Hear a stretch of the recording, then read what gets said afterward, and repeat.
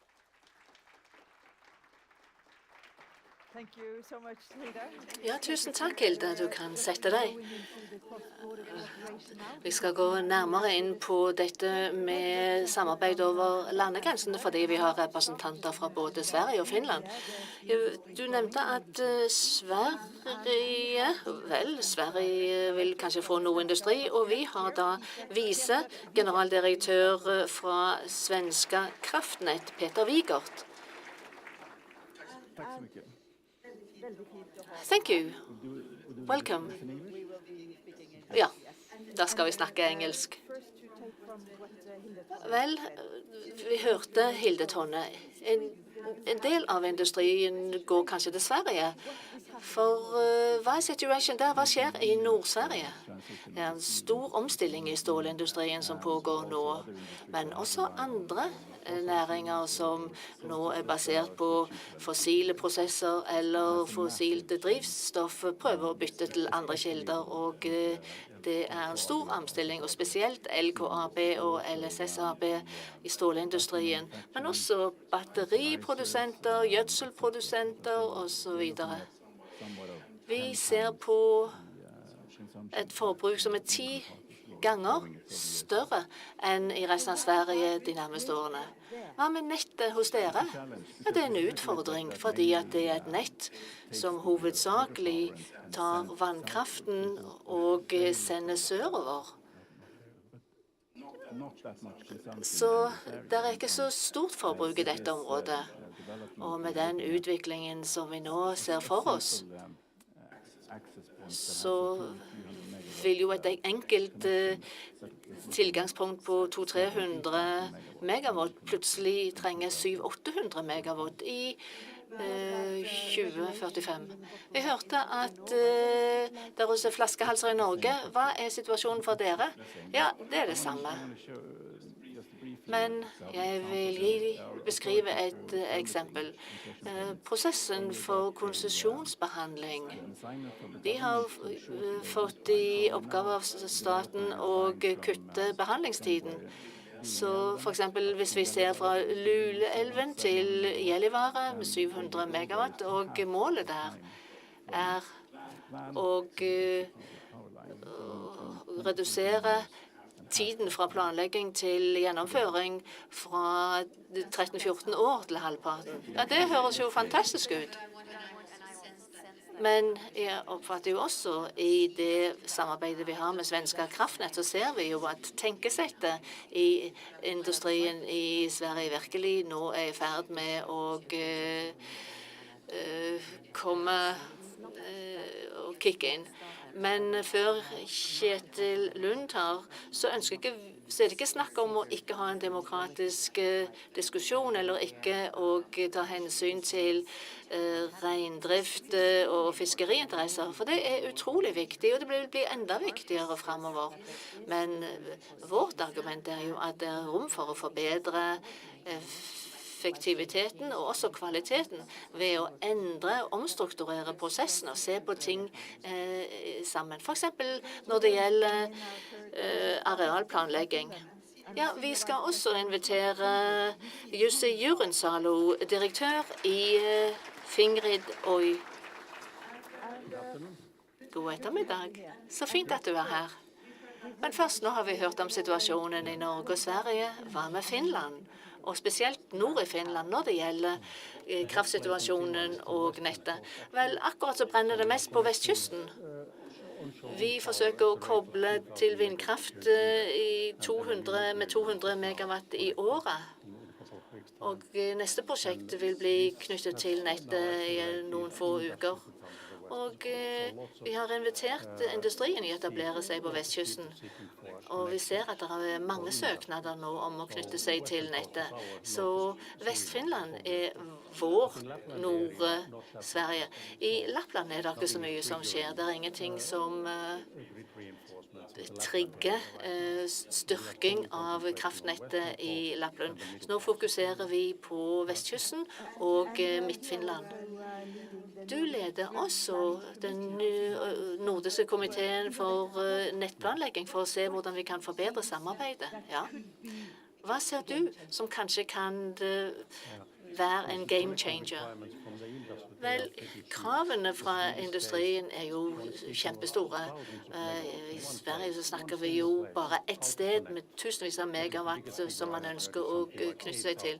Og et sted, en annen søknad for 8000 megawatt, ett sted bare. Så vi må omstrukturere, ikke bare i ett land, men også i tilstøtende land. Og derfor må vi også bruke sjøkablene. Og det ikke bare én ting som skjer nå i Sverige eller Finland i Norge. Det som skjer i ett land, kan påvirke alle land. Og vi må forsøke å få det budskapet overført og også sørge for å starte planleggingen. Man vet jo at atomenergi kommer kanskje om 10 år, og at ting skjer i løpet av de neste 10 årene. Men nå skjer ting så fort, så vi må reagere, og vi må reagere sammen. Ikke bare enkeltvis i hvert land. Ja, du jobber med en ny kraftlinje. Hva har du å si om den? Ja, vi søker om tillatelser til å bygge en ny kraftlinje fra norddelen av Finland og Sverige. Og jeg tenker ca. halvparten av året det nå problemer med kapasiteten. Og vi vil ta denne i bruk i slutten av 2025, og nå planlegger vi en ny linje som skal tas i bruk i begynnelsen av 2030-tallet. Ja, og hvilken forskjell vil det utgjøre? Ja, det jo interessant å se at når dere planla den linjen, så var det jo snakk om en eksport fra Sverige til Finland, men nå, 5-6 år senere, så vil det sannsynligvis være snakk om import av kraft fra Finland til Sverige. Ja, jeg tror at det viktig å se på dette i et bredt og langsiktig perspektiv. For slik jeg ser det, så det viktig. For å komme tilbake til ditt poeng om utveksling av kraft. Ja.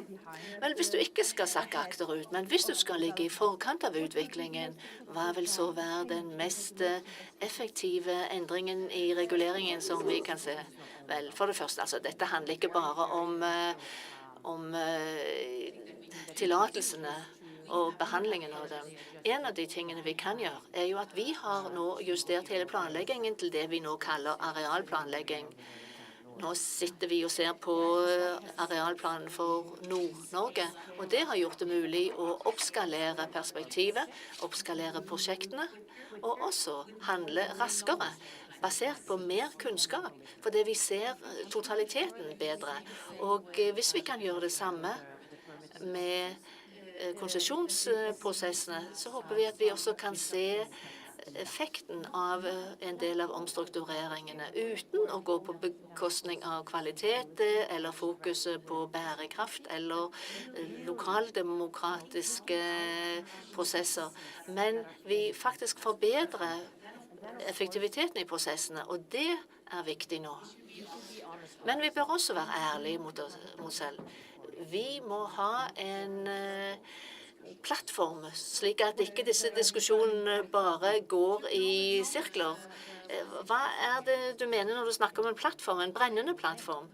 Vel, noen av de spørsmålene som vi diskuterer i dag, vi må erkjenne at fremtiden allerede her, at den grønne omstillingen allerede skjer, og at energipolitikk også handler om sikkerhetspolitikk, og det må vi faktisk ta et politisk grep om gjennom næringslivet.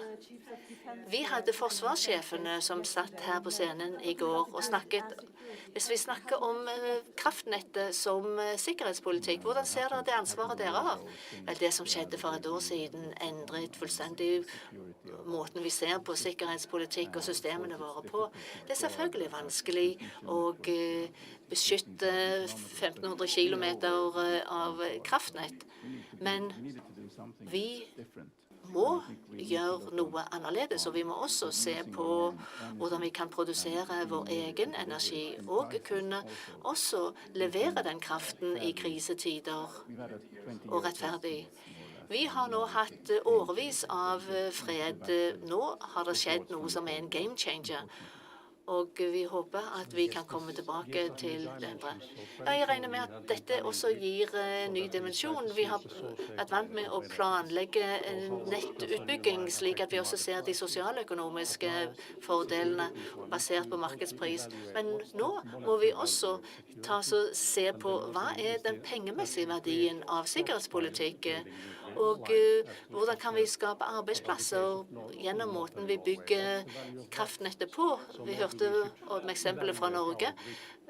Hvilken verdi har dette? Kanskje vi må reevaluere en del av nettutbyggingsplanene i fremtiden. Ikke bare se på den sosialøkonomiske verdiene, for det er så mange andre verdier. Ja, det er ganske vanskelig å se på dette, for dere vet det godt. Hvis dere skulle gi en karakter fra 1 til 10, hvor 10 er det ultimate velfungerende nettet, hvilken karakter vil du gi det nordiske systemet? Jeg vil gi det karakteren 7 til 8, for det vil gjøre. Når det gjelder det grunnleggende systemet, så har vi et systemt kraftnett. Vi har ikke noen store problemer i selve nettet, men vi må bygge ut mer. Jeg vil faktisk si 8, men jeg tror vel egentlig å si at det vi trenger er en skala fra 1 til 15 fremover. Grunnen til det er at, som vi snakket om, så er vi på vei inn i en ny æra, og det vi har lært, og vi har jo lært mye sammenlignet med mange europeiske kolleger, og det er at utveksling av kraft, sjøkabler, måten vi kan samarbeide over landegrensene er svært viktig. Vi kan øke det, men vi må utnytte det på en skala fra 1 til 15. Vi hørte jo at sjefen i BlackRock sa at han drømmer om et europeisk kraftnett. Og jeg hørte, vel, han er en av mine sjelevenner. Ja, hvorfor er det så viktig for deg? Fordi at jeg er helt sikker, og vi vet jo fysisk, men også strategisk, at fysisk er det ikke mulig å balansere et værbasert energisystem uten den fleksibiliteten som kommer fra å utnytte nettet. Og hvis man utnytter nettet, så er det bedre, og det er helt viktig at man også kan gjøre det på tvers av landegrensene. For å si det enkelt, hvis de har ekstra kapasitet i det nanosekundet i Sverige, så kan vi bruke det i Norge. Så hvis man utvider dette, så kan man gjøre dette, og man kan fortsatt gjøre det med fokus på nasjonale behov. Det vi trenger i tillegg til et strømnett, er jo et hydrogennett, slik at man kan bruke det som reserve. For det kan holde mye energi, og kanskje man også kan oppbevare og lagre energien i systemet. Og da vil systemet bli mye mer robust, og da kan man utnytte hvert nanosekund, selv om behovet er stort.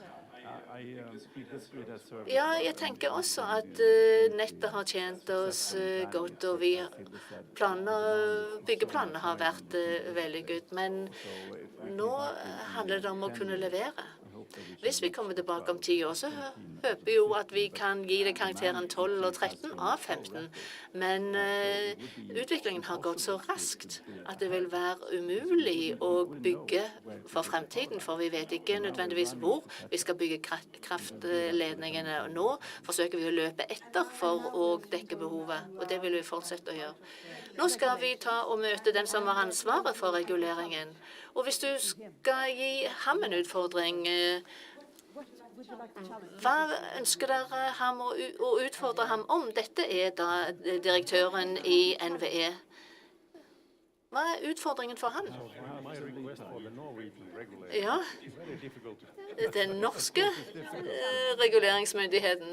Vel, hva ville utfordringen være hvis det var i Finland? Vel, for eksempel å kutte behandlingstiden for konsesjoner. I Finland tar det 7 år, og vi sakker akterut i mange steder. Så det å kunne gjøre dette enda raskere. Vi trenger å høre synspunktene til dem som bor i nærheten av kraftlinjen. ledningene, men det må jo være ting vi kan effektivisere her. Og det kan ikke bare være noe som gjøres av de som sitter bak skrivebord.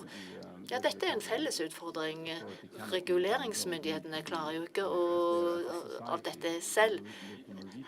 Det handler om samfunnet, det er et regionalt aspekt, det er lokale myndigheter, det er industriens interesser, og det er også naturinteresser. Og vi må planlegge dette sammen. Og hvis vi gjør det, så vil jo behandlingstiden sannsynligvis gå raskere, men vi må også se hvor lang tid gjennomføringen tar.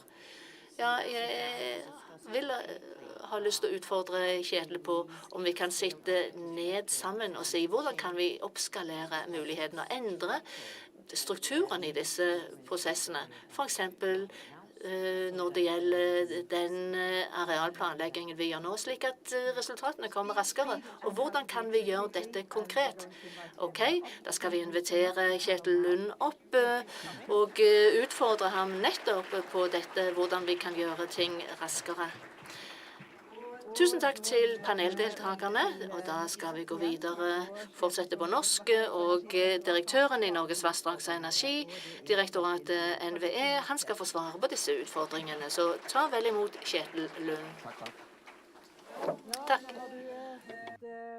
Well, you have heard several challenges here. Let's talk about the time frame. How long is your time?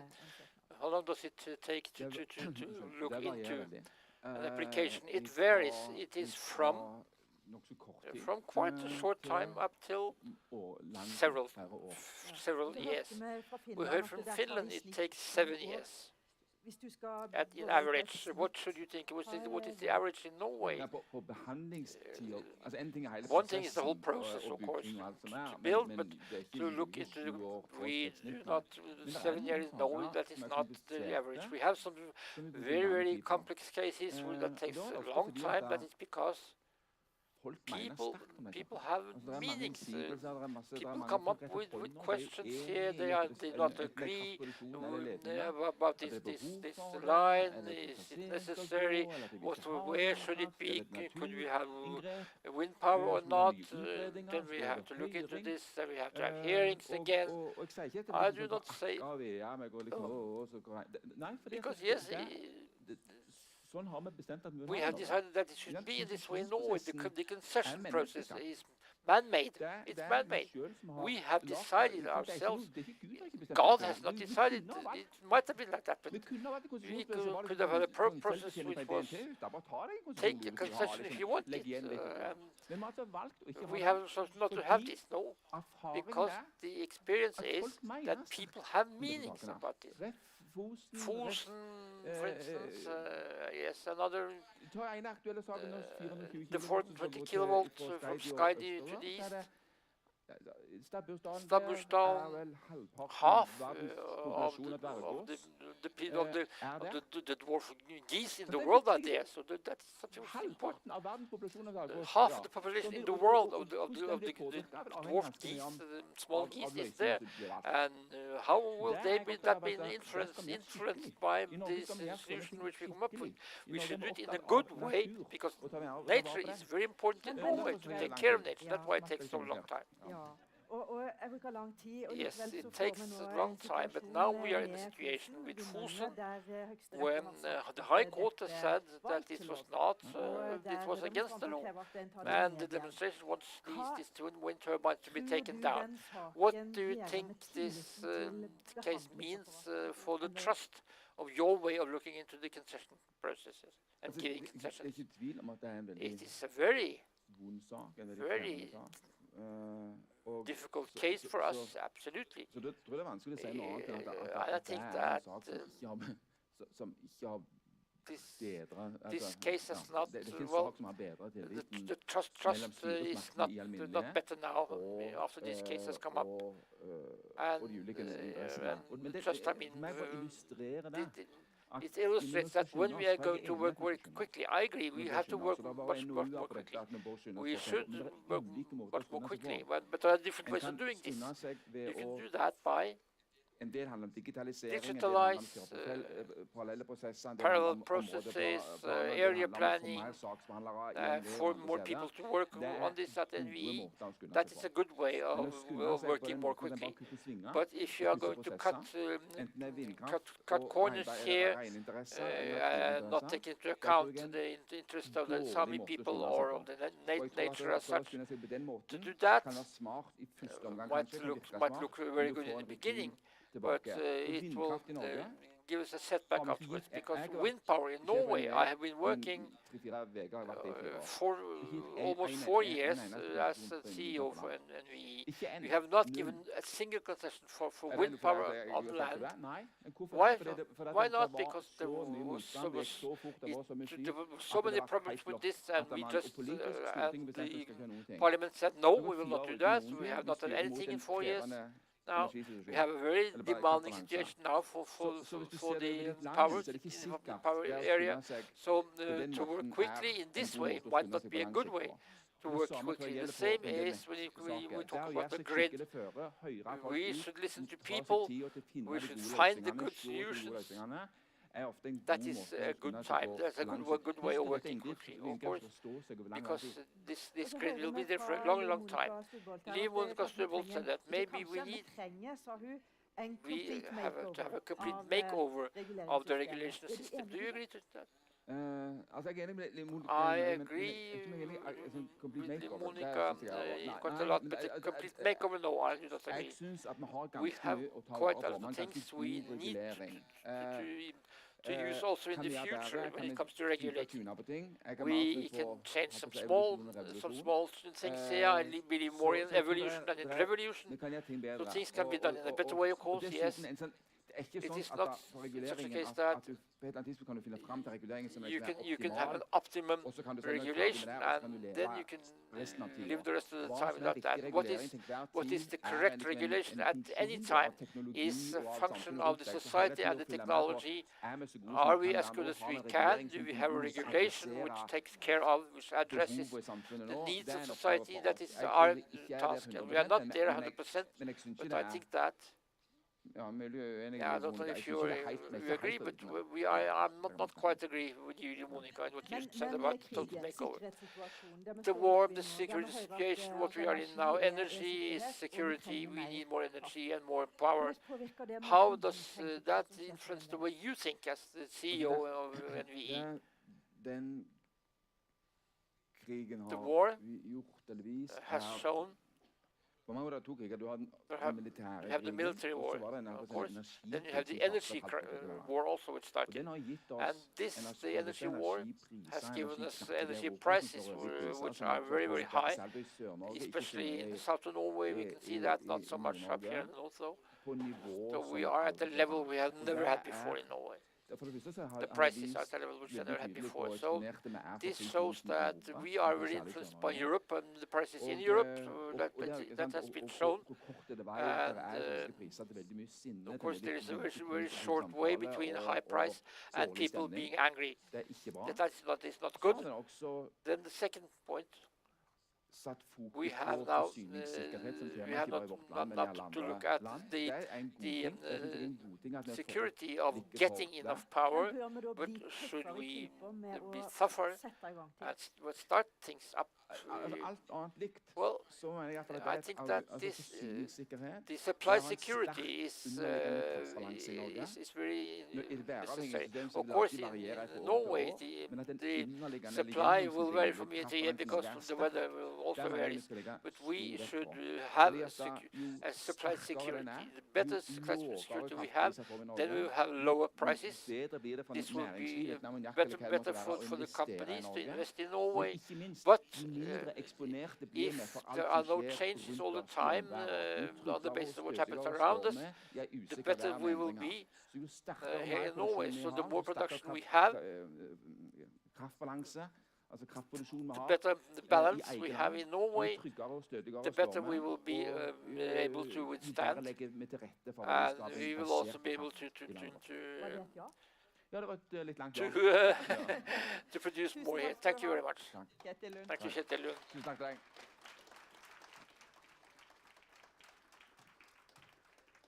Then we are going to have a break again, and it will start again when you hear the bells ringing, for whom the bells are tolling.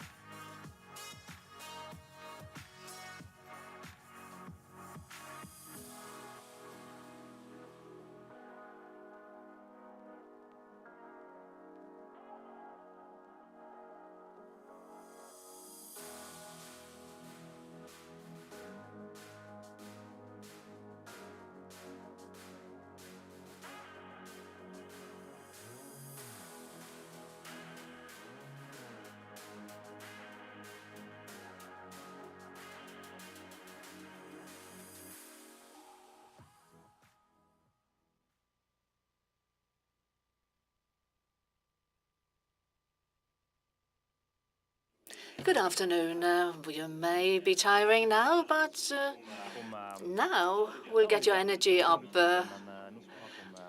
because now we may address the most important thing, namely the land that we walk on every day, land use, any conflicts. And the title given to this session is Protection versus Growth. And in our panel, we have Jan Ivar Smuk, reindeer herder, and also Varanger Reindeer Herding Association. You earned a great deal of the old Finnmark County. Sigurd Rafaelsen, Mayor of Lebesby Municipality, and also Kurt Einar Karlsen, General Director of Lerøy Aurora, and Jan Olli, Director of HEFO. Well, if I receive you may also text questions. It's not possible to talk about the land use in Finnmark without also addressing what's happening in Oslo now. And now, in 20 minutes, 3 p.m., there will be a crisis meeting between the president of the Sami Parliament and the Ministry of Oil and Energy regarding the demonstrations. What are your feelings about this? It's dramatic. But of course, there's a reason why they are there. And I'm thinking that there's a lot of frustration that has accumulated over time. And of course, I'm not a person to point fingers at anyone. I'm looking forward to finding a solution and to landing this thing. And that is the Fosen matter. And as I said, you are a reindeer herder. You have a herd of reindeers, and you're also conservative politicians in your municipality. What does growth mean to you? Well, it depends on what kind of protection we're talking about. Well, what is protection for you? To you? If we're talking about the classical protection, for example, national parks, etc. I'm thinking that the problems that poses is that no one can even get close to a national park. And of course, if you are not allowed access to places where you normally go, then of course this is not good. Going to Kirkenes, I thought that maybe we should have kind of protection. We protected from construction activities, but where you are allowed to drive your snowmobile or camping, etc. So we're talking about protection from part of the society, from construction activities.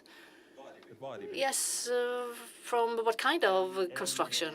From lasting construction, buildings.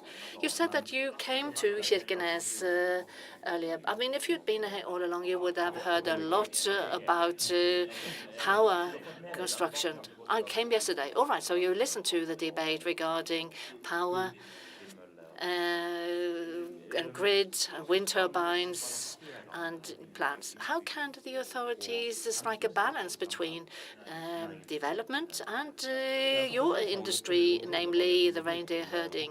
Well, to us, it doesn't matter whether or not you construct a hockey rink or if you build wind turbines. I mean, lost land is lost land, and that is within the parameters that you make a living. But I believe that there are also alternatives if we take the time to think about it. And I just indicated some of the type of protection that we can. Yes, protection from lasting change. Well, the minister said that when there is intervention that remove or take away access to certain parts, then it must be given back. Is there anything to it? Well, maybe we should try to actually think along new lines, alternative lines. What about upgrading of power lines? A lot of people have been talking about bringing new power to Finnmark. Would that impact on your livelihood? Well, in the winter season, of course, then the reindeer actually sees in the UV spectra, so they can see the light as you can see if you look up. And I mean, it wouldn't really be very comfortable if you had your breakfast looking at that kind of light. So yes, they will be impacted. But here one can also be smart to think about smart solutions, and also, for example, combine lines in the same area. Maybe you can also have a few 5 kilometers between them so that you don't lose too much areas. So just the light is a disturbance to them. Yes, I didn't know. Should we then bury the lines underground? Well, that would be a possibility, but sometimes you need to invest, even though it may be more expensive. Yes, NVE, we have a representative still in this hall. Well, they ought to be here. Let's move on. Could Einar, you represent Lerøy Aurora, which is a subsidiary of Lerøy Seafood Group, a huge company in the seafood sector, an international player. I did a search and I saw the financial results from the fourth quarter. You presented them a couple of days ago, and the title was that earnings were somewhat below expectations. Do you know what the earnings were? Deficit? Well, I have to admit, I don't really pay so much attention. 800 million krona, and it was below expectations. Yes. So you're doing quite well. Yes, we're doing quite well. But mainly this is driven by greater demand and higher prices. So very often this doesn't really tell us much about our financial performance, cost results, etc. We face challenges, but we've done fine. Yes, all right. So you will actually also be inviting people to a Christmas party. You will have money for that. Yes. You are one of the industries that also occupy land and nature in your production. The government has introduced a tax. We don't know exactly the structure of that tax. We'll be looking at that later. How much more can the aquaculture industry continue to grow in Norway, in your mind? A lot has been said about that a few years ago. And a public report was presented, and they said that there was a potential to multiply the then production capacity by 5. And there hasn't been much growth since then. And maybe someone actually kind of overestimated the growth. But first, we have a lot of good area along the coast. We have nature given advantages for this industry. But part of the growth also needs to come from the use of technology such as offshore agriculture and also land-based cultivation. But looking at all the conflicts that have come up because of the fight for land, is there enough fjord acreage in Norway to offer new licenses for aquaculture? Well, in our opinion, definitely. The biggest challenge has primarily been that we feel that there's a big conflict of interest.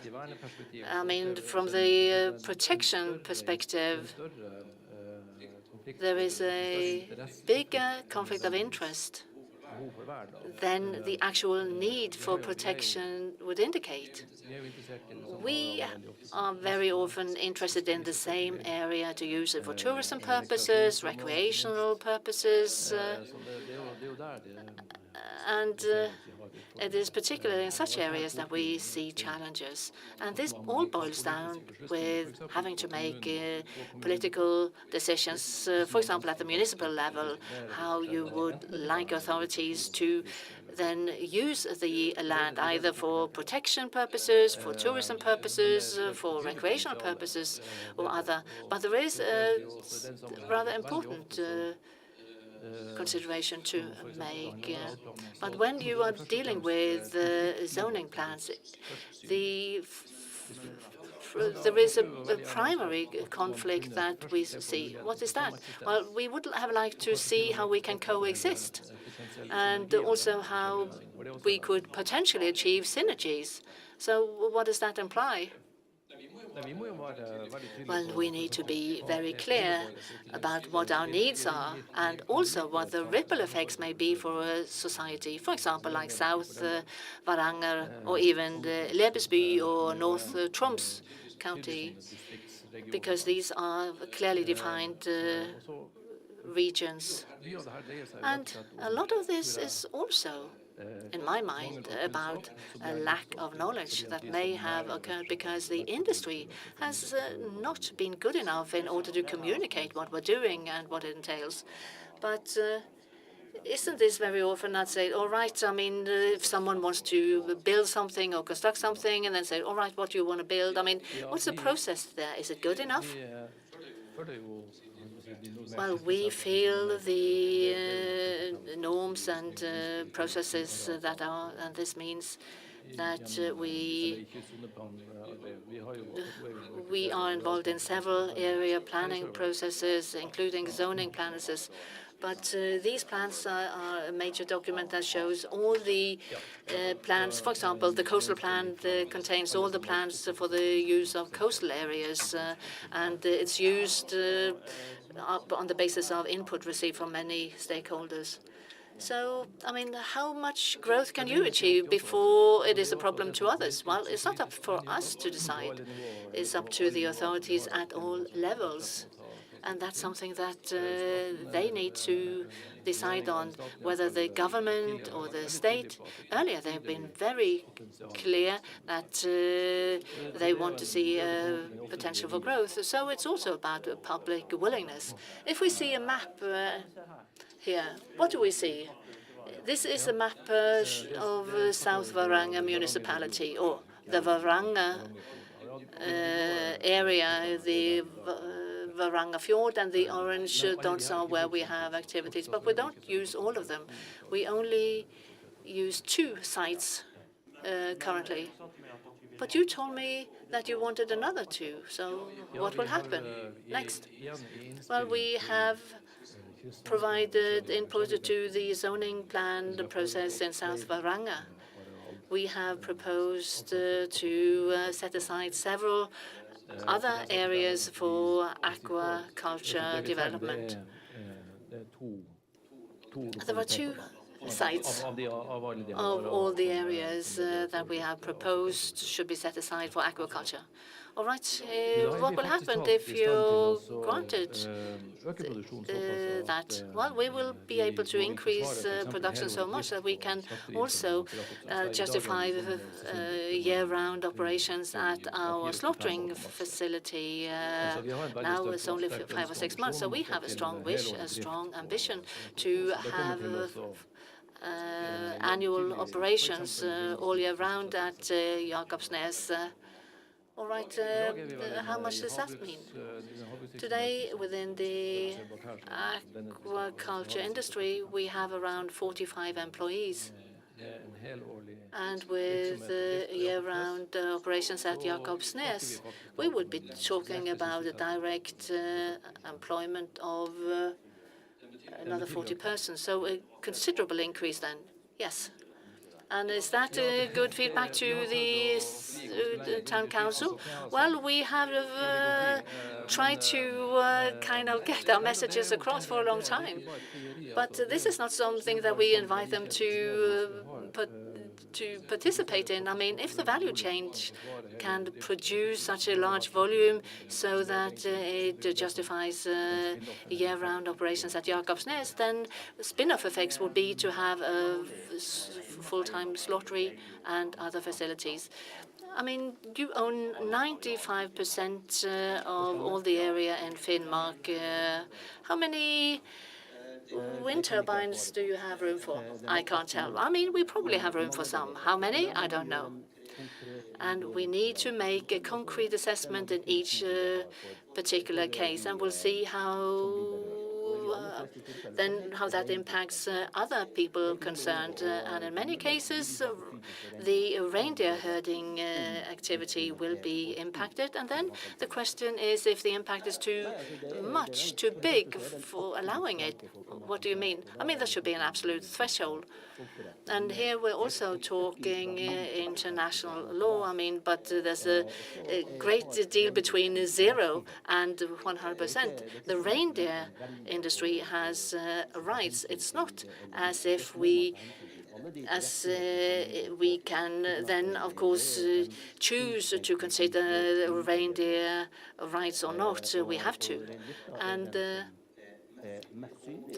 reindeer herding is, of course, the most visible activities, and of course, reindeer owners have rights, and we need to consider that. And this means that any disadvantages that activity bring should be compensated for. Well, in monetary terms, well, I mean, there are no alternative areas to use, at least not in Finnmark, and whether that be money or other measures, I mean, this is something you have to decide on a case-by-case basis. The whole compensation scheme implies that you should be fully compensated for any loss. So this should be a zero-sum game. And of course, that may not be such a good incentive. Maybe one should consider to compensate a bit more. But reindeer herding industry is an important stakeholder. They have rights, but it's rather simple to relate to this industry because areas given, there's a limited number of persons, they are fairly well organized, we know who to talk to. The big challenge for us in the assessments that we have to make, and we have a particular responsibility for upholding the Sami community here. That is because of the act, the legislation, the history that gives us this responsibility. But how can we include the rest of the Sami populations in our assessments? What do you mean? Well, there are many more Sami people than the reindeer owners, so they may not directly be impacted, but it could be that they are impacted because they create jobs. And the most important challenge we have in many areas today is that there is no basis for settlement. And one doesn't see any possibility for settlement, or one doesn't want to settle there, and that's also a Sami interest, but it's not easy to find acceptance for that it's a Sami interest. And this is unorganized group. We don't exactly know who they are, but it's difficult to gain acceptance for the fact that the Sami people also has an interest. They have a stake in this, and how can we ensure that the diversity of the Sami population can survive? It's difficult to get this message across and to gain acceptance for it and to do all these things. And even we who live here and we know Finnmark well, risk not seeing or rendering the rest of the Sami populations who are almost invisible to render that even further invisible. Yes, the silent majority. All right, when you see what's happening in Oslo, they are almost fighting in the street. First, I don't have enough knowledge to talk about the Fosen case. But of course, the Supreme Court judgment is something that you relate to. You don't discuss them. And is the problem that the Norwegian state doesn't relate to it? I think that's a problem, yes. And one thing is the significance of the judgment per se, but I'm also afraid that the conflict that has arisen may even be more important in the longer term.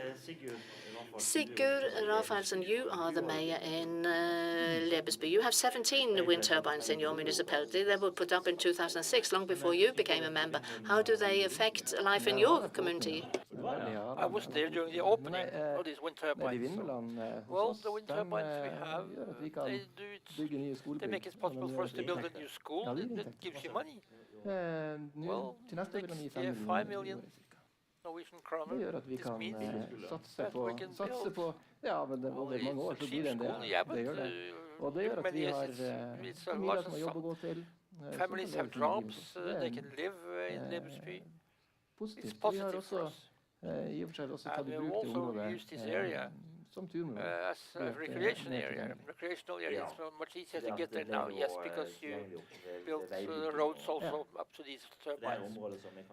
Because Ja, det ligger jo rett opp well, med it's not very far from the center of our men det er klart, det var municipality, jo but before the turbines topografien er came, jo sånn at den ikke var så topography was Men such det er that klart it was at difficult det to gjør get jo there. at det blir mer So aktivitet this i means that området. there is much Det er more også da activity in the area hensyn som now. må ta i forhold We have til to take andre that into account as rettighetshavere. well when you Så nå er talk jo about other veien people who stengt for have biltrafikk rights. for å ta hensyn til rein. And we also have closed the Det er road tiltak man for gjør. cars now at this time of year, you mean, yes? Ja, den er avsperret Yes. hele året for biltrafikk, bortsett fra Yes, well, de som the jobber road der. is closed for cars the whole year round, except for those who work there, of course.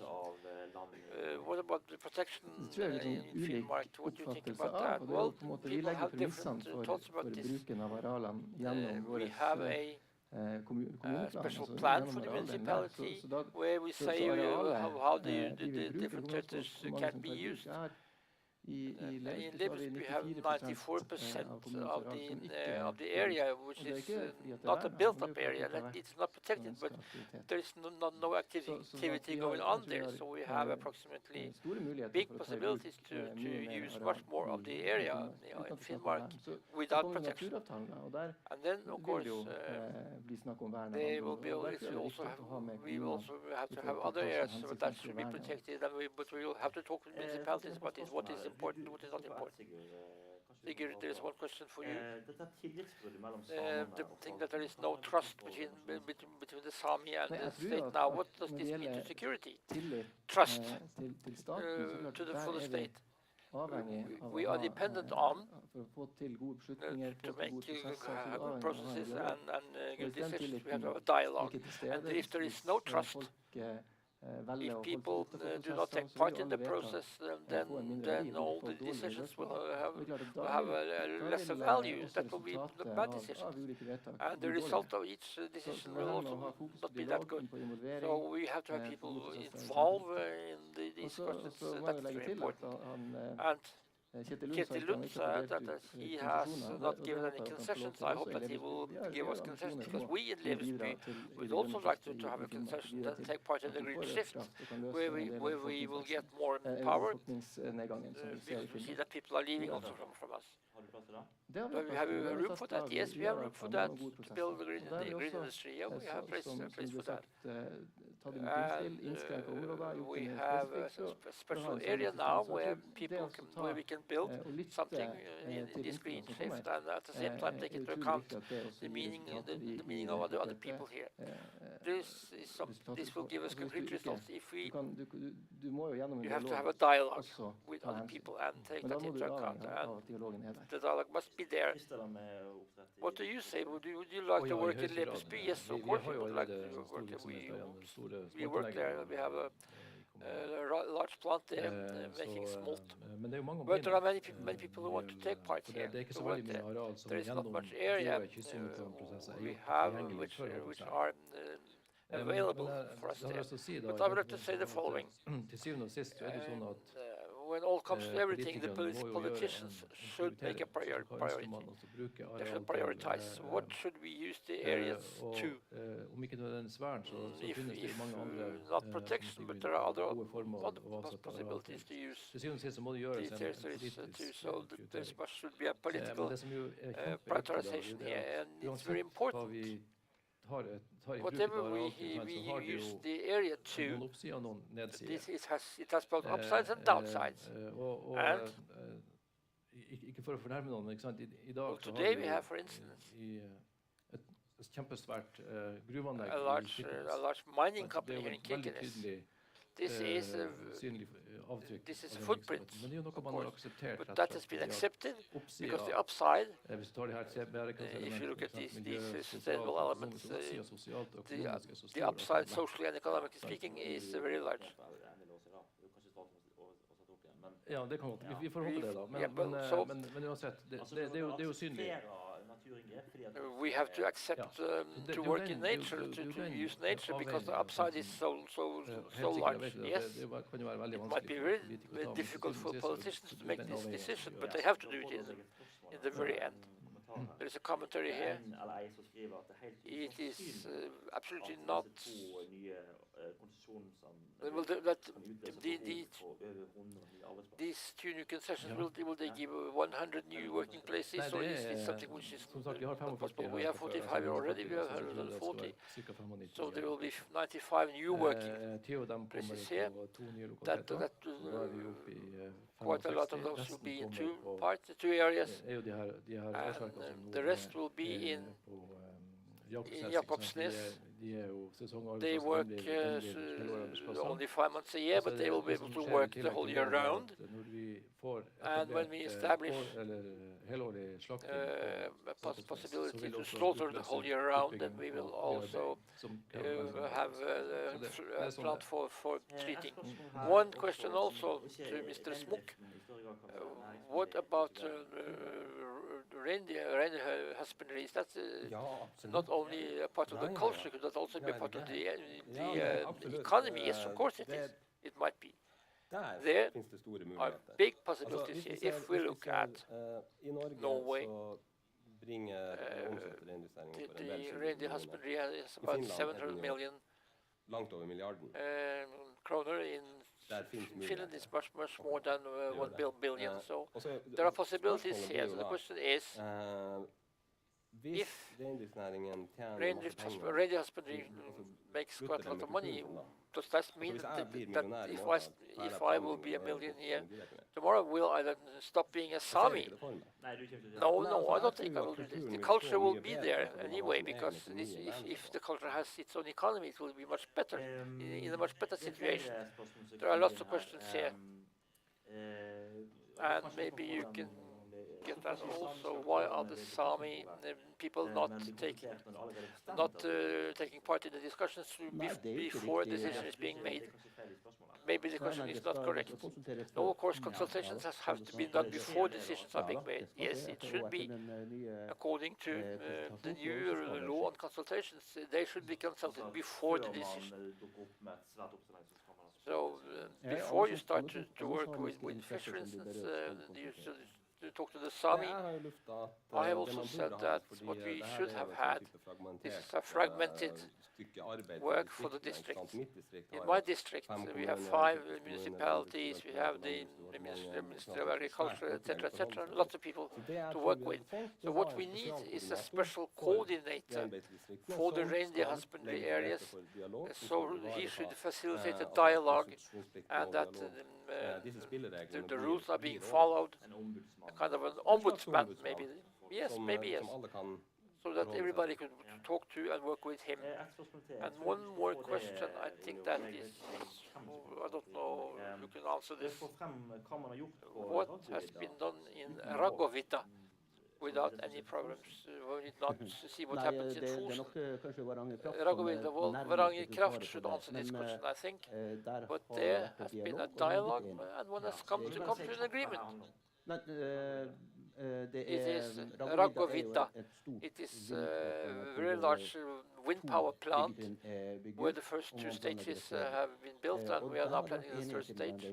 And one has come to agreement with the Sami people there and the reindeer herders there, and it seems to have been, the result is good actually. Yes, we would like that the reindeer husbandry should be involved as early as possible when we start to plan. And that we take the reindeer husbandry in a serious way, and I think most people do that, but maybe the reindeer herders are taken too late into the process in many places.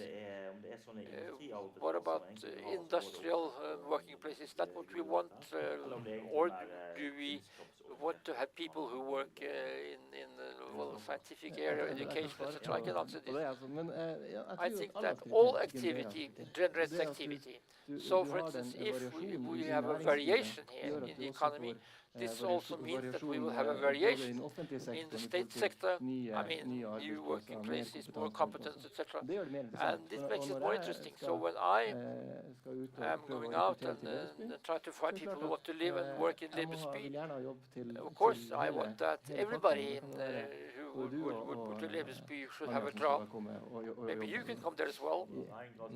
I mean, it's a fantastic place. So activity gives activity. We stand together. We in Finnmark is one. We meet here 3 different groups of people, and we have to become stronger than if we were able to do that. When I said 140 people working, there might be some suppliers, etc. So we need quite a lot of specialists in many areas. That this mix will make us stronger in the future. I am also very interested in the Sami culture, and of course working place is very important, but not any type of working place. It should be a working place which is attractive for young Sami of today. If not, they all go to Oslo, and then we will lose quite a lot of things. Yes, please, both the industrial worker will come with his family, and of course also those who work in other areas. Sometimes in Berlevåg it's a big problem that people come to Berlevåg, but they could come to Berlevåg, but they do not come because the wife or the husband cannot get a job there. Last question: what do you think about this crisis meeting which is now going on in Oslo? What do you hope will be the result of that meeting? Something good, something nice, something which we can all look forward to, something we can learn from. Should these windmills, wind turbines be taken down at Fosen? In principle, I think that one should do that, yes, but one should try to find other solutions as well. I've said all the time that what we should need is that the reindeer districts, they have lots of work to do, lots of documents they have to take into account, and I don't know what the people want so much to work there in the area. So then, of course, the reindeer districts, they need competence, and that's why they don't have to pick up the telephone when it rings, because there are so many papers there for them. How many here think that we should tear down the windmills at Fosen? How many think that that should be done? Well, not very many people think that. 10, maybe 12 people think so. We'll have to see what will happen. Yes, thank you very much.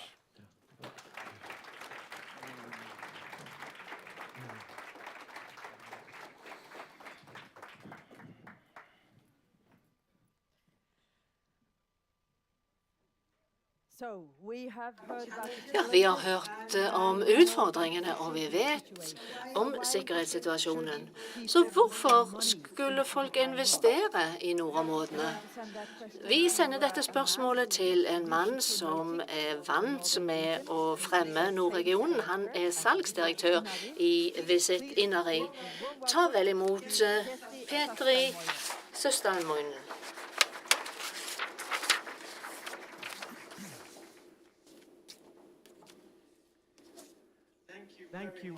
Ja, tusen takk. Det er en stor glede og ære å stå her.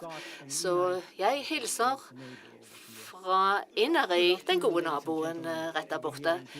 Kjære naboer i Kirkenes og alle dere som følger denne konferansen på nettet. Jeg heter Petri Søstalmoen, og jeg er salgsdirektør i Visit Inari. For å gi dere et lite glimt inn i min bakgrunn før jeg går inn til dette. Jeg ble født i nærheten av Tanaelven, nær den norske grensen. Og hver gang jeg så ut vinduet i løpet av barndommen, så kunne jeg se over elven til den andre siden av grensen til Norge. Men jeg tenkte ikke egentlig at det var et annet land. Det var bare et sted hvor naboene bodde. Og samarbeid på tvers av landegrensene er noe som jeg er født inn i. Reiselivet er også noe som jeg kan si at jeg er født inn i. Jeg er allerede involvert i tredje generasjon her. Både min far og bestefar jobbet i reiselivsnæringen, og jeg har jobbet med dette i nesten 20 år. Det var faktisk 29 år siden jeg gjennomførte den første guidede turen på snøscooter. Men jeg er også en deltidsgründer. Jeg jobber som konsulent, jeg jobber med forestillinger, og jeg forsøker egentlig å skape liv i kommunen, og også jobbe for Lappland som en turistdestinasjon. Og også Vasatoka ungdomsarbeid og en sekretær for næringslivsorganisasjonen i vår region. Jeg forsøker å kombinere erfaringene i felten med stillingen min. Og jeg har lyst til å gi dere et lite innblikk i reiseliv og turisme i nordområdene. Reiselivet har alltid vært og vil alltid være gjenstand for endringer, enten det er økonomiske endringer, streiker, askeskyer, krig eller pandemi. Uansett hva som forårsaker konsekvensene, så er det vanligvis reiselivet som blir rammet først. Jeg tror at det er en av grunnene til at reiselivsindustrien også er blitt ganske robust. Og et eksempel på dette er jo i finsk Lappland. Der har reiselivet tatt seg opp igjen etter pandemien raskere enn ventet. Vi er allerede tilbake med turisttall som vi hadde før pandemien. Og selv om krigen i Ukraina også har påvirket det internasjonale reiselivet. Vår styrke ligger i naturen, naturfenomener, serviceinfrastrukturen og også kunnskapen. Et nytt aspekt som jeg gjerne vil belyse, ligger i samarbeid over grensene. Vi har en unik mulighet til å bygge en helårsindustri som kan komme befolkningen på begge sider av grensen til gode, både i Norge og i Finland. Det vi da bør ta hensyn til for å oppnå suksess, er jo da en bærekraftig framtid. Det å takle mangel på arbeidskraft og utvikle strategisk tenking rundt ulike scenarioer. Forbrukerne, eller turistene, blir mer og mer bevisst på bærekraftshensyn, og det spiller en viktig rolle når de velger hvor de skal reise til, eller hvem de skal kjøpe tjenester av. Som en næring må vi ta en aktiv rolle i å utvikle virksomheten vår, slik at det også harmonerer med ren luft, natur og de aktivitetene vi har. Det er noen viktige ting som man bør legge merke til. Først så bør man anerkjenne grensene for turismen, både når det gjelder volum og når det gjelder verdier. Vi må planlegge utviklingen på en slik måte at vi fortsatt kan godkjenne, eller få godkjenning fra lokalsamfunnet og håndtere det. Og ikke ha så stor aktivitet at befolkningen føler seg overkjørt. Og vi bør også se etter markeder som anerkjenner og godkjenner våre verdier. Når man er i Roma, så bør man gjøre slik som romerne der. Og vi bør selvfølgelig ta hovedarealplanprosjektet, som er gjennomført av Innari kommune. Dette er et funksjonelt verktøy som kan legge til rette for dialog mellom reiselivsinteressenter og det lokale samfunnet. Og det åpner også for at alle som ønsker, kan delta i arbeidet med å bestemme hovedplanen. Og dette er også en del av bærekraftsarbeidet. Det å omforme reiselivet til sesongmessig virksomhet, til helårlig virksomhet, har også bærekraftige aspekter, og det vil også legge bedre til rette for arbeidsplasser, og da helårsarbeidsplasser. Og det kan også da gi større skatteinntekter og andre muligheter. Det åpner også muligheter for andre næringer som også kan dra nytte av vekst i reiselivsvirksomhet, f.eks. naturgitte virksomheter, detaljhandel, annen virksomhet og tjenester.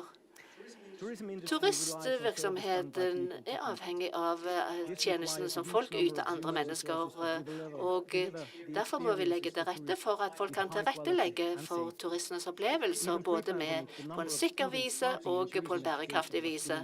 Og vi har for eksempel hatt en nedgang i altså studiene som folk har hatt innenfor reiselivet, og pandemien ødela også noe av dette. De har mistet troen på det, og derfor har vi på grunn av pandemien også mistet mye innsikt og kunnskap til andre næringer. Vekst i reiselivsnæringen er også noe som vi bør erkjenne som et mål. Jeg laget en plan under pandemien når det gjaldt krisehåndteringen. Jeg skrev 4, og det er recognize, accept, adapt og result. Og det er også noe som vi som bransje må håndtere, og sørge for at dette også er en mulighet som tiltaler folk, og derfor må vi også gjøre noe med de lave inntektene og priser, og at folk også da kan bruke tiden nyttig. Spille en aktiv rolle og også hente inn ansatte fra utlandet, spesielt i nordområdene er det viktig å erkjenne de mulighetene som enkeltpersonforetak kan gjøre for utdanninger. Da kan folk faktisk bygge opp kunnskap også om naturen og kulturen, og også tilby unike opplevelser for turister som besøker regionen. Når det gjelder hardware, vel, vi har jo hatt turisme her i årevis, i 10 år, og tjenestene er utviklet for å oppfylle turistenes behov. Så nå har vi en struktur på plass. I fremtiden må vi også fokusere på å bevare den eksisterende infrastrukturen og utvikle ny bærekraftig struktur for å sikre at vi kan ha en helårlig aktivitet. Hvis vi tar og trekker en linje rundt den polarsirkelen på 66. breddegrad, så er det ikke mye infrastruktur andre steder enn her i Norden. Så du kan si at vi egentlig er stifinnere. Og det gjelder operatørene både i Norge, Sverige og Finland. Det handler også om tilgang, hvordan man skal komme seg til nordområdene, og hvordan man skal reise mens man er her. Dette er noe som også må utvikles, og vi må sikre at både interne og eksterne strukturer kan bidra til å bygge helårsvirksomhet på en bærekraftig måte. Det er vanskelig å forutse fremtiden, og det er jo derfor noen spørsmålstegn som henger i luften. Hvilke muligheter vil e-fly, altså elektriske fly, bety, og også kystveien? Det samarbeidet er viktig på tvers av landegrensene her. I nordområdene har vi også en lang historie med slikt samarbeid, og hvordan vi sammen kan utvikle en sterkere industri ved å bygge opp servicepakker som kombinerer tjenester på begge sider av grensen. Så kan vi også slå sammen vår kompetanse innen markedsføring, og også bruke kartet som en helårsdestinasjon. Et godt eksempel på turiststrøm i nordområdene jo alle de som mottar eller som reiser ut fra Kirkenes havn. De fleste av disse turistene har også en kontaktpunkt i Finland gjennom Rovaniemi i lufthavn. Og min erfaring at også utfordringene som vi som næring står overfor, ligner hverandre, uansett hvilket land vi bor i. Vi ønsker også å ta bærekraftige tiltak. Vi sliter med å få nok ansatte, og alt det vi gjør vil til slutt komme regionen vi opererer i som gode. Ved å utvikle dialogen vår og også utvikle diskusjonsforum, er jeg helt sikker på at vi vil kunne finne bedre løsninger når vi kombinerer våre sterke sider, og enda mer når vi også henter inn andre deltakere fra nye æringer. Da vil vi også kunne øke suksessgraden. Det er også viktig at vi utvikler strategien, den strategiske tenkemåten. Endringene skjer fortere og fortere, og vi må tenke fremover. Hva betyr de ulike scenariene for vår næring, og hvordan kan vi tilpasse oss endringer raskere og raskere? For å oppsummere, så må vi finne en måte å leve med løpende endringer. Og som Charles Darwin sa, det er ikke den sterkeste som overlever, heller ikke den mest intelligente. Det er den som er mest tilpasningsdyktig når endringer skjer. Så når vi skal investere i nordområdene i fremtiden, så handler det om serviceinfrastruktur som bygger opp under helårsvirksomhet, og også bærekraft, ikke bare økologisk bærekraft på alle områder. Og det å omskape reiselivsnæringen til også å legge til rette for ungdommen, både når det gjelder intern og ekstern tilgjengelighet. Og til slutt, ja, jeg tror fullt og fast på nordområdene og på fremtiden der. Jeg tror at vi vil lykkes i fremtiden når vi bare kan se de felles fordelene og dele opplevelser og erfaringer som vi har innenfor vår næring og som samfunn. Tusen takk for oppmerksomheten.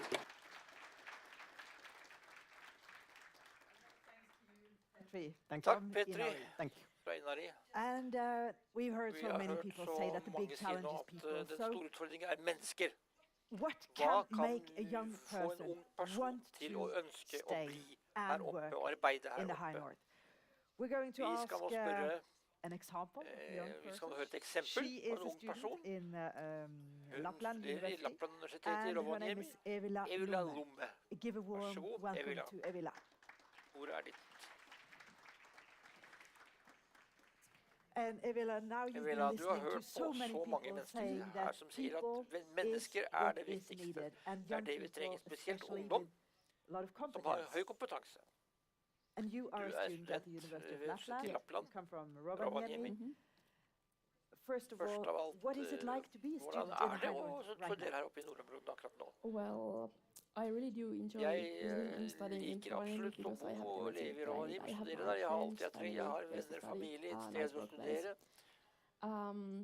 But I Men jeg think tror that at the best thing det in beste i Rovaniemi Rovaniemi, and ved Rovaniemi University of Lapland universitetet, is er that at compared to hvis University vi of Helsinki sammenligner or, universitetet i Helsinki other eller places Helsingfors eller in andre the steder southern i Finland, is Sør-Finland, there a er super close student at community. studentene er så I tett feel like the knyttet small sammen. and close Det er ikke så mange studenter der. student community is nice because Og det er it fint, makes fordi it det easier gjør to det, find friends det and gjør det get to enklere å know finne new people venner and og so bli on. kjent med nye mennesker. So you enjoy Så du being a liker å være student student there and der nå. studying political Du science. studerer When you medisin. finish your Når du er ferdig, studies, hva vil du gjøre da? Well, that's a Det er great et godt question. spørsmål, faktisk. I don't know Jeg vet yet. Maybe ikke. I'll stay in Kanskje jeg North, blir i or maybe I'll nordområdene, move kanskje jeg back to flytter Espoo or tilbake til Helsinki. We'll see. Helsingfors. Vi And får if se. the North is going to win Og you, hvis nordområdene skal vinne deg, does the hva North have må to do? nordområdene gjøre da? For at du skal bli her oppe? Many great things. Mange store ting. What is most Hva er det important for you? viktigste for deg? For me personally, I really like that we have Så a liker lot jeg of at vi har nature mye around natur rundt that oss, we don't have in the southern Finland. som vi ikke har i So it's one of Sør-Finland. the great So Det er that's fint. 1-0. Så det er to the 1-0 North. til de å bo i Yeah. nord. And secondly, what can win you over? What do you Hva need? trenger du for actually stay virkelig å after your bli her oppe studies etter at du er ferdig med å studere? Well, Hva trenger du? affordable Jeg housing trenger et and sted å job bo som places. ikke er altfor dyrt. They are the most Det er important ting. things. How about free kindergarten? Hva med gratis barnehage? Maybe. Kanskje. Okay, yeah, not the most Det er ikke det important. viktigste. no. Nei. So, to get a for å få job, en jobb. what is it like Hvordan when you finish university in Lapland to get a job that's relevant når for man you in the studerer på et region? universitet i Lappland for å Well, få it en can be a relevant bit jobb? Det kan være challenging. en I know that utfordring. we have Jeg vet at a vi lot har of open jobs right ganske now mange in ledige jobber nå i Lapland, Lappland, det har vi. they are, Men for det example, in the cleaning industry I or in the restaurant rengjøringsindustrien, industry. restaurantindustrien, And I feel like people want to reiselivet. work in something that has Yes. something to do with your field of Det er klart, study. folk vil gjerne jobbe med one det de har important studert, thing så en viktig ting that would for help, meg, young som vil være en people hjelp for unge stay in mennesker til å bli Lapland her oppe, is that we at would vi have har more internship opportunities.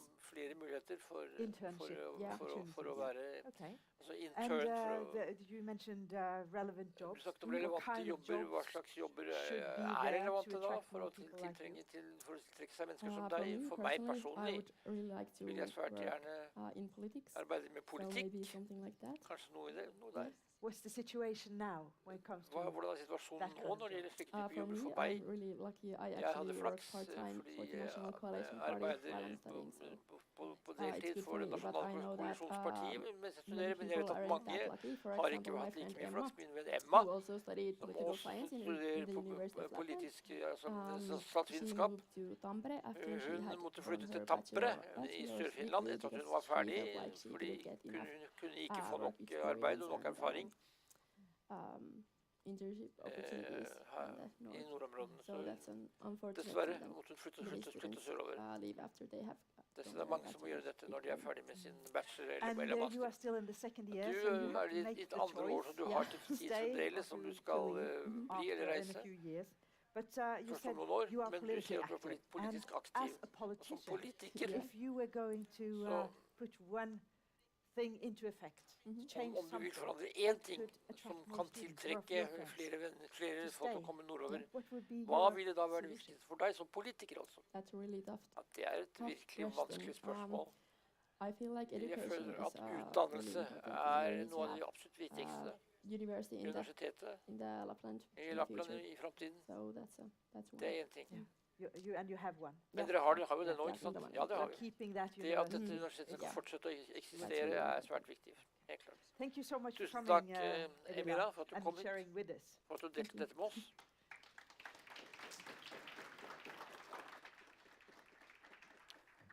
Og folk And er then, nøkkel, of og på course, norsk people is side also vi skal important in høre fra Norway. en We are now bedrift going som to har hear vært from one drift i company. They Murmansk have i been 20 working in år. Murmansk Nå for legger de 20 years. ned They are der, closing skal in hjem, Murmansk and coming home. og trenger And they arbeidsfolk. need Og hvordan får de people det? here in Norway Nå to har vi work oss for them. daglig leder We have i the Varel, managing Bård director of Gamnes, Barrel for AS, oss mot Bård vår. Gamnes, please.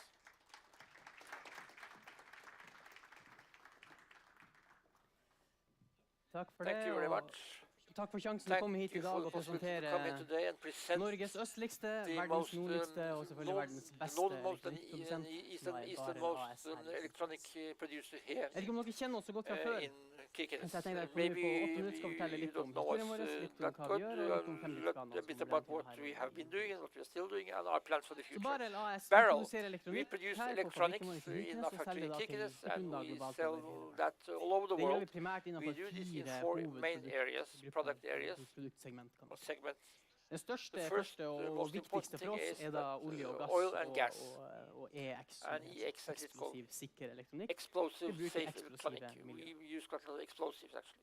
Det selges også til andre We ting enn sell olje og this gass, men vi not tar only med to oil and gas, Oseberg-plattformen her som but et it's the eksempel, og platform alle called lyspunktene Oseberg, dere ser, and all the lights you alle can see here, and lysarmaturene all the og lights, belysninger på plattformen her inneholder faktisk they, elektronikk produsert her i they Kirkenes. contain electronics produced by Så Barrel der har in vi da Kirkenes. solgt det til våre We have kunder sold som that to our installerer belysning customers, på plattformen. and they have used it in the Samme lighting teknologien, on samme the platform. kravene finnes også innenfor The vindkraft, same is det finnes when it innenfor comes to marine, innenfor marine, the skipsindustrien. shipping Vi industry, selger til mange wind kunder over power. hele We verden. sell to many Fellesnevneren for countries in the world. eksplosiv, When it comes sikker to elektronikk er explosive, naturligvis safe da kvalitet. electronics Det må fungere, is det må være quality. trygt, It det må should være be sikkert. safe. Så det vi har brukt So 30 we have år used på i 30 Barrel, years in å Barrel to utvikle develop ekstremt god a very kvalitetskontroll, good gode quality prosesser control, og god and also produksjonsteknikk for å good levere da production konsekvent god techniques kvalitet. Og det har to lønt seg. develop this Vi ser blant annet for innenfor electronics. marine- og We see this skipsindustrien, in the shipping, så selger faktisk shipbuilding Barrel industry. AS her Barrel i Kirkenes AS in norskutvikla, Kirkenes, they sell norskprodusert Norwegian elektronikk electronics til to Sør-Korea. South Korea. Det vår største kunde. That's our Smaker på den setningen, jeg synes den ganske kul. Think about that. We sell to South Korea. En annen ting vi selger til skip, blant annet det vi ser på bildet her, som da det som kalles for low location lighting. Det nødlys som selvfølgelig også har kvalitetskrav, det må fungere når ting går galt. Da bare en preferert leverandør av det. Vi vet at det vi produserer og det vi lager fungerer. Vi selger blant annet, som vi ser på bildet her, til de hurtigruta som har installert. I fjor produserte vi da 26 kilometer med denne typen nødlys. Ganske stort marked for oss. En annen industri som har store krav til kvalitet, flyindustrien. Jeg vet ikke hvor mange her som fløy SAS nordover til konferansen i år. Hvis du ikke fløy SAS, så det stor sannsynlighet for at det flyet var en Airbus produsert etter 2012. Hvis det tilfellet, så det helt sannsynlig at lysene som vi ser på bildet her, exit-skilt, toalettskilt, en del av interiørbelysningen, produsert bare her i Kirkenes. Siden 2012 har vi vært single source på nødlys til flyindustrien, til Airbus spesielt. Igjen, kvalitet til det vi lever av selv. I 2012 vi vant den konkurransen her om å produsere elektronikken, så konkurrerte vi blant annet også mot vår kundes egen fabrikk i Bangalore i India. Tusenvis av ansatte, masse erfaring. Vi kom inn, vi slo dem på pris, på kvalitet og på leveringssikkerhet. Det går an å få det til fra Kirkenes hvis man bare tør å tenke litt større enn mange tør å gjøre. På fritida, som vi bruker å si, så produserer vi litt andre ting også. Vi har blant annet produsert en del til norsk industri opp igjennom. Startet med varmeovner til Glamax, som senere ble Adax, og også til BH, som vi ser på bildet her, der Barel AS i Kirkenes har produsert elektronikken som ligger inn i panelene. Så termostaten, prosjektoren som lyser signaler ned på gulvet her og viser statusindikator og så videre, produsert her på Barel. I løpet av 30 år så har vi produsert millionvis av elektronikkomponenter, sendt det ut til det globale markedet og levert konsistent god kvalitet. Det har vi ikke gjort alene. Rundt år 2000 så begynte jo veldig mange i Vesten å se østover. Begynte den såkalte outsourcing-bølgen, altså mot Kina, mot India, mot Baltikum. Vi sydde også østover. Vi satt oss i bilen, og etter 3 timer så kom vi frem. Da havnet vi i Murmansk. En by med hundretusenvis av innbyggere og minst like mange innbyggere. Gründeren vår, Geir Torbjørnsen, for bort dit, tok med seg en russisk ansatt på fabrikken vår, sa, lær meg om Russland, lær meg om Murmansk. I 2002 så resulterte det i at vi startet en elektronikkfabrikk. I 20 år inntil i fjor, så var det en politisk feiret suksesshistorie. Det feiret som et perfekt eksempel på at det går an å lykkes i Oslo. Det går an å få det til. Man kan gjøre det ryddig. Ingen korrupsjon, ingenting. Hvis man vil, så går det an. Og en stor del av Barel og vår identitet, vi har vært stolt av det, vi har skrytt av det, vi har fortalt historien. I februar i fjor så snudde det. Da gikk det fra å være en stolthet, en del av identiteten vår, til å bli en ulempe, en omdømmerisiko, noe vi ikke snakker høyt. 2022 ble et veldig krevende år for oss.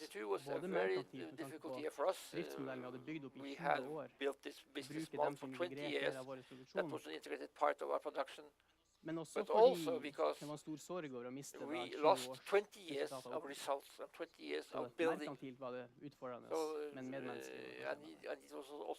Uten sammenligning for øvrig selvfølgelig med det som skjer nede i Ukraina. Det var krevende for oss å gjøre det, og i løpet av året i fjor så ble det mer og mer klart at det å drifte videre i Murmansk med sanksjoner, endelig ukentlig, eskalerte opp, situasjonen ble verre og verre, så vi oss nødt til å worse and worse, and we had to stop working in Murmansk. Today we do not do anything. Our 35 people working there, they are now sitting at home.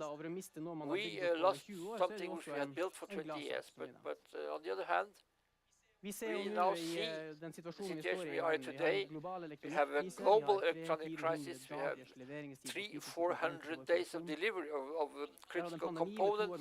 We had a pandemic with 2 years of lockdown. We have a war now in Europe, which has changed this. We have a district crisis. People leave the northern parts of our country, and also many ships do not work now. This means that we have to do something new, and we are going to build on the success we had for 30 years. Selv om vi legger ned nå So i even Russland though og flytter we ting have hjem stopped til working in et annet Russia sted, and we så are now betyr det for working here in Kirkenes, når vi skal Kirkenes, prøve å bygge det we her will opp, build this up in potensielt Kirkenes. veldig gode nyheter. This is it's good news for Vi skal nå Kirkenes. i løpet av We året will i år now, gå for fra instance, go dagens from 27 ansatte 27 i Kirkenes people working in til å bli Kirkenes nærmere to 50 approximately ansatte. 50. Det må til for å klare That å is opprettholde necessary kapasiteten vi in leverer order i dag på to produksjon. have the Vi capacity we ser need. globalt at det er We en see that større og større on the etterspørsel global etter level varer. there is Det gjelder great flere av våre demand markedsområder. for our products. Ting er i vekst, da må Things vi are klare å growing, trappe and opp og we levere. also have to be able to Det her er kun deliver. for å klare å So this is opprettholde just dagens kapasitet. to be able to work Og så on the skyter jeg level som we dere are ser, working Great Place today. to Work. Great Det er noe place som to jeg work. personlig er veldig stolt av. I'm very proud of this. This was in 2020. We were certified in Norway as a great place to work. We measured the same thing last year, and in 2022 with all we did, we saw that all dimensions grew, even though the situation was very difficult. I mean, grew when it comes to how people felt it was to work with us. So Barrel AS should be the best working place in Norway, even though we're going to grow quite a lot, as you see. Det holder ikke bare med folk. It's not enough with Vi trenger people. også utstyr og We also have to have Vi skal nå i løpet av året investere nærmere equipment and 35 aerial. millioner kroner i We are going to build a new nye factory maskiner, now, have mer new automatiserte produksjonslinjer, machines, eskalere opp new for å klare å automatic levere machines, so that we can deliver what is needed to deliver. Og det her må til for at vi har satt oss We et mål have, om å we tredoble will also omsetningen have vår fra 2020, from da vi lå på 50 millioner, 2025, til nærmere we will have 150 millioner. we will have 3 times Foreløpig så as ligger vi much faktisk an til å when it kunne comes to nå what we are going det. Så er det en jevn vekst siste år, og foreløpig make så klarer vi faktisk å levere. in our factory. Det her må til for This at is vi skal klare å necessary bygge en robust og god organisasjon her i in order Varet, to i build a Kirkenes, good, som at vi også robust, i nye 30 år kan fortsette å resilient levere verdens beste og verdens mest production here in bærekraftige. Kirkenes, so we can continue to deliver what we have been delivering the last 30 years. Sånn som vi bruker å si i What belysningsbransjen, we fremtiden say, er lys. the future satser, is vi bright. bygger videre. We are going to work further. Så det No, var det jeg that's tenkte å si what I på wanted to say. noen korte minutter. Hvis noen som har These spørsmål, minutes, så if you er have jeg questions, her I will etterpå, be så here bare ta kontakt, afterwards. eller legg meg til på LinkedIn, And eller you send can melding go og to mail. me on Så tar vi praten. LinkedIn or just phone me. So thank you very much.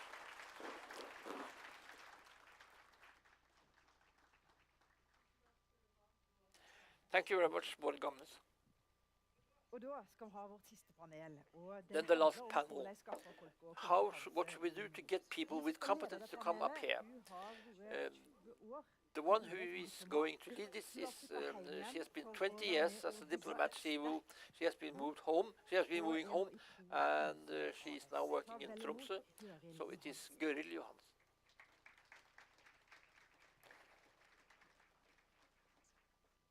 Ja, kjære alle Yes, sammen. dear friends. Guro Said to me, I think everybody is quite tired now. I know that. But of course, the last panel is also very interesting because there are very good people here. So I would like to wish welcome Wenche Pedersen, Chair of Eastern Finnmark Council, and also the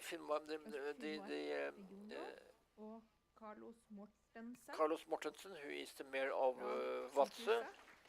Here he is. He's also working at the hospital there.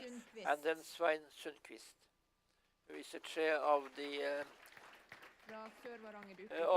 board AS Oskar Sundqvist and Sør-Varanger Utvikling, Sør-Varanger Development. Welcome, Wenche. You have been here now for 2 days. It's been quite intense, lots of information, security policy, power, recruitment, development, many challenges. And you're mayor. You have mayor of the Finnmark County Council, Eastern County Council. You should, of course, develop this society here in Nord. What do you think after these 2 days? Bård Gamnes, he saved me. I must say that it was a great relief and very interesting to hear him. And I was very happy yesterday when the conference was opened. Everybody wanted the Kirkenes conference. Today it has been a bit more heavy. Are you depressed? No, I'm not depressed, but I need to get the motivation, information. There was lots of things went wrong here. For instance, we have free kindergartens now. That's been people don't come here because of this, and these people had not come here if they had listened to you today. What is the success then in Finnmark? I have today put a small update on my site as Kimik and Varanger Kraftnet, they are now going to start working hydrogen, which is being produced in Berlevåg. Those histories, my point is that, of course, well, I wish that Anniken had come and said that the hospital should be at level 2, but there is a balance on the one hand on described situation, and on the other hand, I should go home and be optimistic. And I felt that it was a bit heavy. But Bård Gamnes, the last one here, he saved me. So you feel that you have to talk about the good, positive histories as well. Yes, I think so, absolutely. Arne Holm, he said that we are line dancers here. I don't know, we met that it was the politicians, but there is a balance between believing in that this is possible, even though, on the other hand, we see that we have this demography here. So I think that Monica Stubolt, she also said something which was interesting here, but it might take 8 years to get this power line. It's important for Syd-Varanger. It's important for everybody. So then you can be a bit depressed. I'm going to Vadsø, and it might be nice to go to Spain and play golf there, but I'm going to go back to Vadsø. We have to be optimists on behalf of this region. Sven Sundqvist, you are an entrepreneur. You work in Sør-Varanger Utvikling Development. You are also very engaged with recruitment and young people. When I worked in the Ministry of Foreign Affairs, I also worked with the youth panels and interviewed with 50 young people from the north of Norway. Many of them said that the debate on the state level about the north is very gloomy. We do not talk enough about what is positive up here. People are frightened. Maybe we should be optimistic at the very end of this conference. What would you say about that? Yes, Wenche is quite right. We have to talk about the success. We have to do that as a society, as parents, and also as companies, because many people here, we come home after work and we are tired. And we do not tell good stories about what we have done. We say to our wives that the leadership is very bad, etc., etc. This means that our kids, my kids, they are negative when it comes to the society. How is it to work here in the north? And I do not sell hope. I do not sell the idea that it is a very good thing to be an engineer when I come home and tell how tired I am. So this is the first thing we should do, to tell our people, our family, good stories. Say that it is very cool to job at Barsek and Kirkenes, because we are doing good things, we have a good environment, we create things. So, to avoid to just say what the government has done and where we were 5 years ago, we have to look ahead and talk about where we will be in 5 years, not where we were 5 years ago. I think that is the first thing we have to do, actually. That's the first step we have to take for positivity. We have had people from the government here in Kirkenes, as you know, and also lots of media.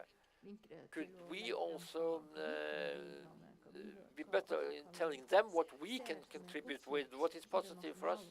Could we do that for the people coming up here from Oslo? Because many people say that the north is not a very, very optimistic place. The smoke signals. Well, of course, we have to have a plan also for doing something. We should not only tell people why they should come up here. What is cool here? What contributes? When you are invited to take a job, for instance, you would hear about something which is cool, interesting, and safe. And of course, in this very gloom picture we have, we start at a low level, But this job is very interesting. It is not as gloomy as the rest of the story we tell. So we have to stop talking about this. We have to talk about the future and not go back to what was done wrong in the old times. We have to find out what we shall do. We know where we are. We don't have to talk about that. We know where we are. Have to look forward. Thank you. Carlos, you work in the health sector in the hospital, and you also have. You're also in a situation where you have to be very active when it comes to recruitment. Please tell us a bit about that. What do you do when it comes to recruitment? Yes. I must be a bit, I cannot be that positive, because if you look at demography and look into the future in 2035, it is the future, but it's only in 10 years or 12 years. Then we have a need here in the health sector for every third who leaves school here, that they should go further and get education within the health sector.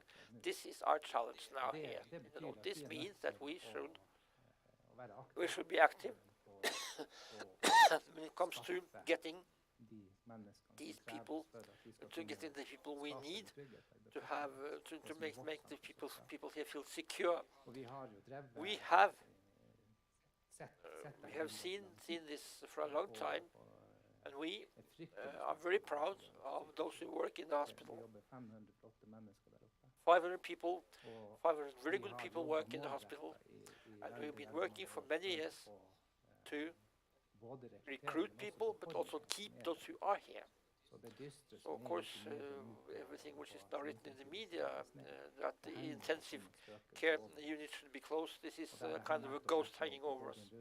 I have just talked to two politicians from the parliament, and we have talked about this with the politicians from the parliament in Oslo. I also told the politicians about what we had done and what success we have had. We have a fantastic specialists here. We have quite a lot of intensive nurses here. Quite a lot of nurses. And quite a lot of the jobs are covered with people who work here, but we cannot sit down and relax now. We cannot only tell the people from Parliament how gloomy it looks for the future. So what have you done then? We heard in the last panel about partners and workplaces. So what have you done? If you want to recruit a nurse, what do you say to that person? First of all, there are three things. That's very simple. Those are very simple. It may be a bit difficult, but it's a relation leadership. It's also have a structure which makes it possible for a culture where the workers feel good, so to speak. It is easy, but it's not very easy. What happens in Kirkenes, in the hospital here, it does not give a good ripple effect. But for me, understand me right, misunderstand me right, we have to have a balance between the description and the analysis and what strategies that we should have. This should be, next week I will meet the members of the committee for the municipalities or the parliament next week, and I will tell them what we need, and we have to have help from regional authorities, but also from central authorities. But to get them in, we have to tell them about what is good.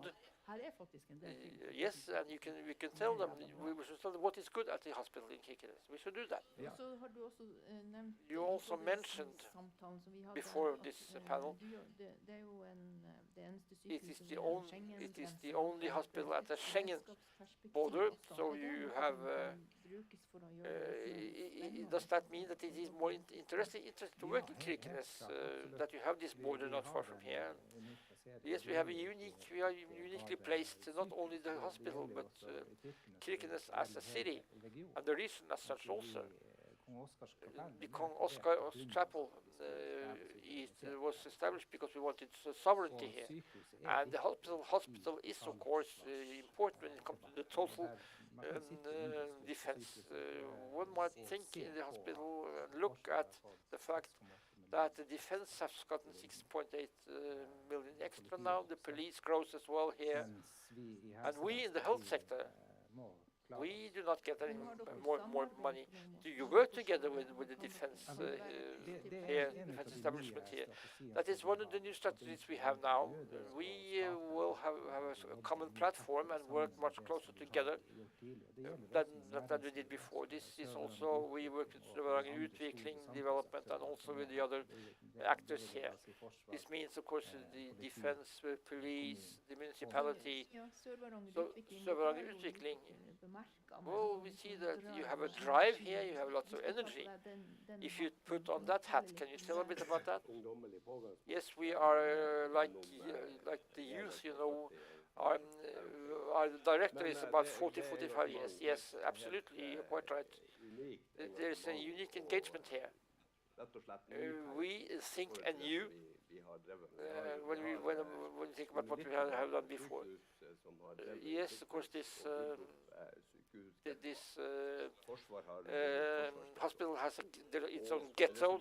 The defense also, they have been living together in this area. They have found each other and moved away. So they have not been integrated. They have not found well, a man or a wife locally. Quite often we had conferences down in the south of Oslo where they tried to couple people from the same area here. So we are trying to do, we have to get back to this as well. We have to try to couple people, because when young people come here, we have had people here. Well, at Sundquist, we have had 3 engineers, 4 actually. 3 of them have moved away again. And what they tell us is that it was a good working place here, but they did not find the right partner or the right hobby here. And we have a job to do here, and we do quite a lot in this area. We have a project called Young. Have you heard about Tinder? Do you know what Tinder is? It's a bit too fluffy. Yes, but okay, the responsibility the local society has here in the north, if you want to develop and have a young population, you as a county mayor and your colleagues, Sigurd, Lena, and the other ones, Helga, do you meet? Do you exchange ideas? What do you do? Do you make contact with the inhabitants? Do you meet them? Either on Tinder or anywhere else? No, we're not on Tinder, no. But maybe we have to do that. But we talk quite a lot together, yes. We have talked and worked together quite a lot, strategically speaking, in different areas. Of course, we are talking about both about what has been mentioned here, the energy, that is one part of it, the special zone. The energy is the joker in the game here when it comes to development. And then we also work with individual projects in many fields. And right now, we have, when it comes to the special zone, we want to market this because this is also something we have to do. So many things are going on. We're not just sitting and waiting. There is this balance. What do we need from others and what should we do ourselves? That's what it's all about. When it comes to the intensive care unit at the hospital, that is of course not a good thing, especially for those who look for work and those who live here. A company is working not very good, it's the same thing. If it works not very good, it is not very good for people who live here. So if we do not have any decisions made in the energy sector, that is not good. We think that Sør-Varanger, we said that we is not a local entrepreneur company. Our company is a company in northern Norway.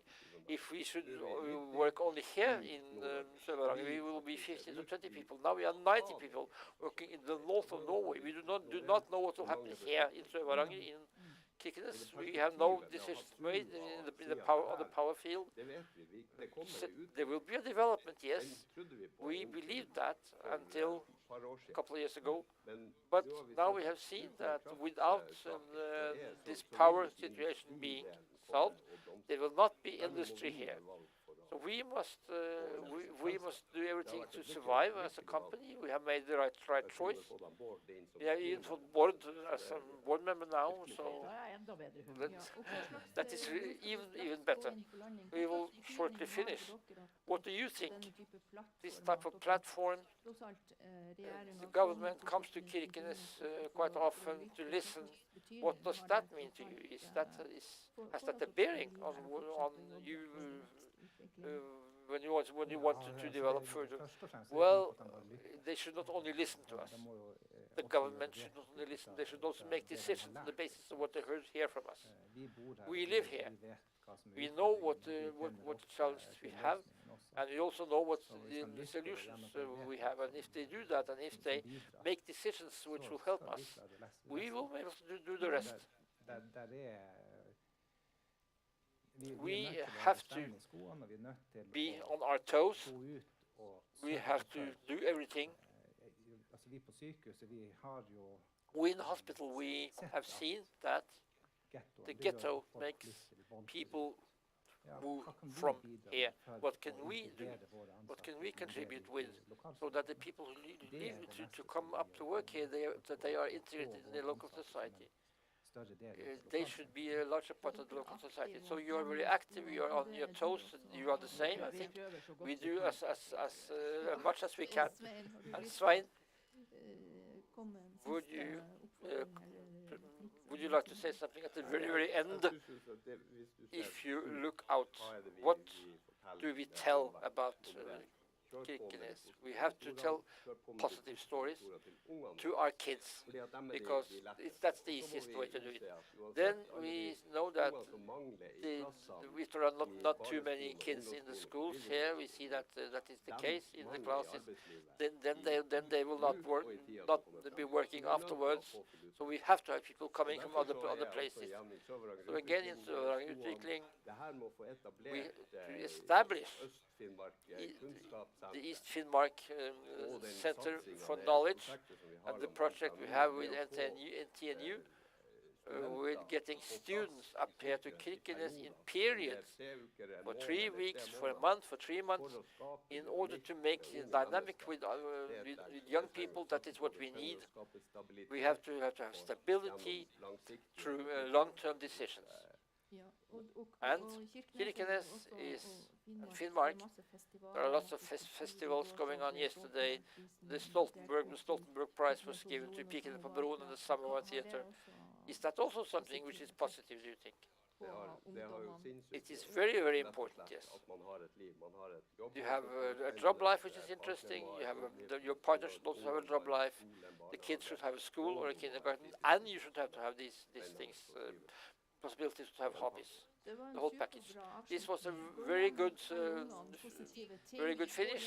Tell your kids positive things. Go home and have a life. So now Guro will finish this conference for us. Thank you.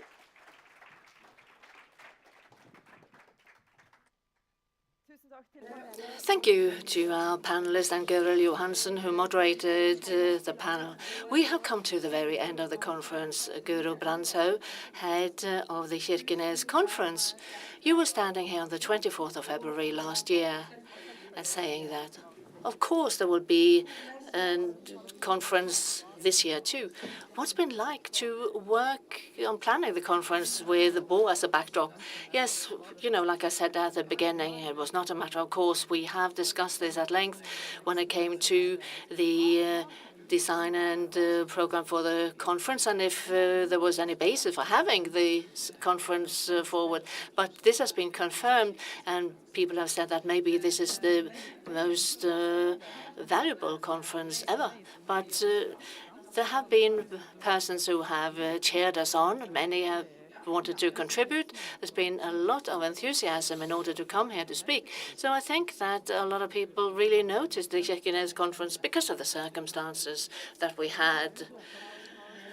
All right, there have been people who have planned the program, and then gradually it's been more and more people in the various sessions. Yes, I can understand that you're all tired because a lot of people have been here on this stage with a lot of competency and knowledge.